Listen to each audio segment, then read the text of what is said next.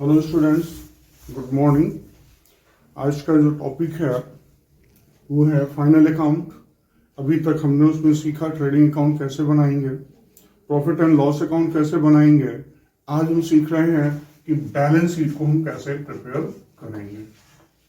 तो सबसे ऊपर हेडिंग डालेंगे बैलेंस शीट एज ऑन, जो भी डेट होगी वो हम डेट मेंशन कर देंगे। सबसे पहले हम यहाँ पे कॉलम बना लीजिए, लायबिलिटीज,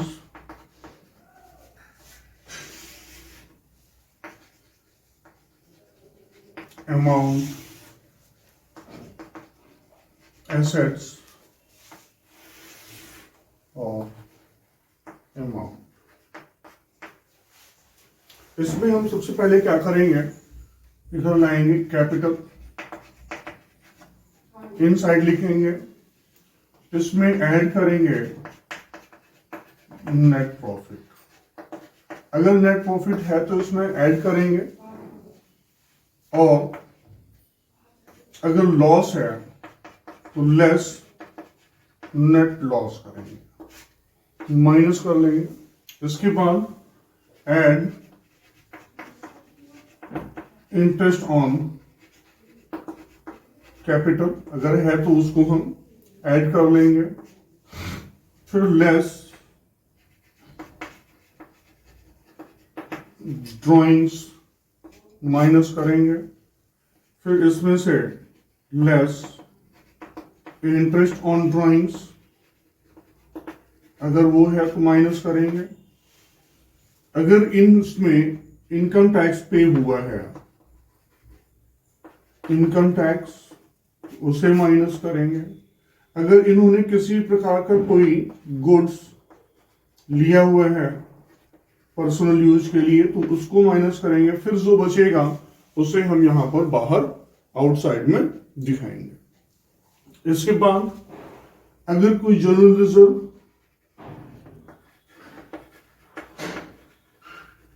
है आपका तो वो लेके आएंगे हम। फिर बैंक ओवरड्राफ्ट, उसे दिखाया जाएगा। इसके बाद फिर बिल्स पेएबल अगर हैं तो वो दिखाएंगे हम। क्रेडिटर्स अगर हैं उन्हें लाएंगे हम। फिर आउटस्टैंडिंग एक्सपेंसेस, अनअर्न इनकम, यानी ऐसी इनकम जो आपने कमा तो प्राप्त कर ली है बट अभी कमाई नहीं है। लॉन्ग टर्म लोन्स,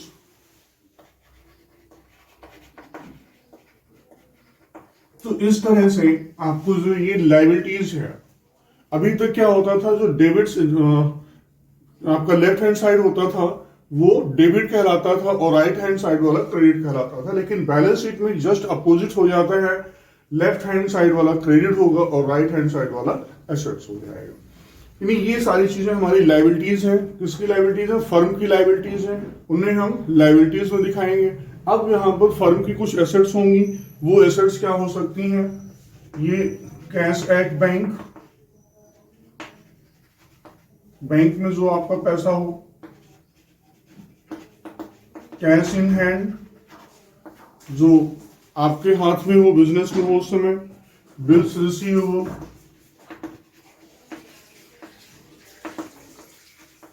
कुछ बिल्स आपके लिए बिल्स पेएबल होंगे तो कुछ रिसीवेबल भी हो सकते हैं।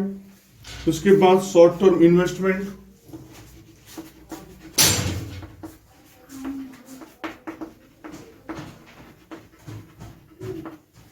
शॉर्ट टर्म इन्वेस्टमेंट हो या लॉन्ग टर्म इन्वेस्टमेंट हो, दोनों ही यहीं आएंगे। इसके बाद डेटर्स आपके हो सकते हैं। फिर डेटर्स को हम बुक डेब्ट्स भी बोलते हैं। डेटर्स को ही हम क्या कह सकते हैं, बुक डेब्ट्स भी कहते हैं।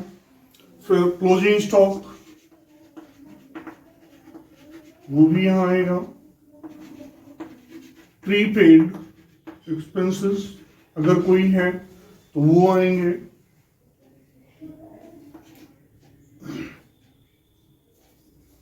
एक्रूड इनकम यानी ऐसी इनकम जो आपने कमा ली है लेकिन अभी आपको रिसीव नहीं हुई है, तो वो भी हमारी एसेट्स होगी। इसके बाद है फिर फर्नीचर,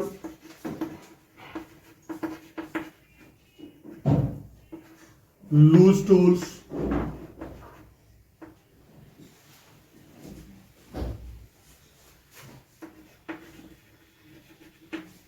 लूज टूल्स मतलब जो हमारे ऐसे जो फैक्ट्री वगैरह में लूज टूल्स होते हैं उनको यूज करते हैं लेकिन कुछ स्टोरेज उनका बच जाता है, तो उसे हम यहां पर शो करेंगे। फिर है मोटर व्हीकल,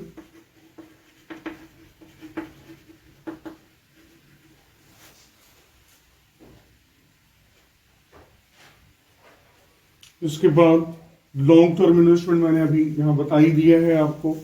फिर है plant and machinery,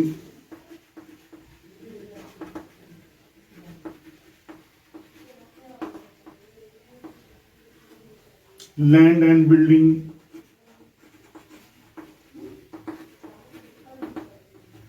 patent, trademark, ये सब क्या है हमारी, ये सब हमारी एसेट्स होती हैं। और गुडविल, ये हमारे सब क्या है, एसेट्स हैं।